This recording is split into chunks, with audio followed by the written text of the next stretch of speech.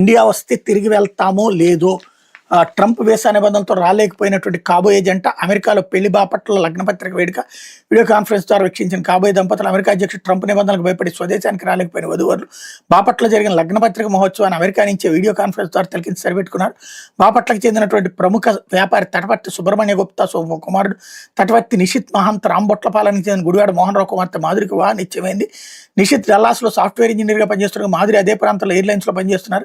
వీరి వివాహాన్ని బాపట్లను ఘనంగా నిర్వహించాలని భావించారు. ఇరు కుటుంబాల వారు 3 నెలల క్రితం అమెరికా వెళ్ళి అక్కడ నిశ్చితార్థం జరిపించారు. తర్వాత బాపట్ల లగ్నపత్రిక మహోత్సవం తదుపరి వివాహం ఘనంగా జరుపుకోవాలని ఆకాంక్షించారు. అయితే వీసా ఆంక్షల కారణంగా భారత్కి వస్తే తిరిగి వెళ్ళడానికి ఇబ్బందిని కాబోయే వధువరులు భయపడ్డారు. దీనికి తోడు ఇరాన్ యుద్ధం కారణంగా అక్కడే ఉండిపోయారు.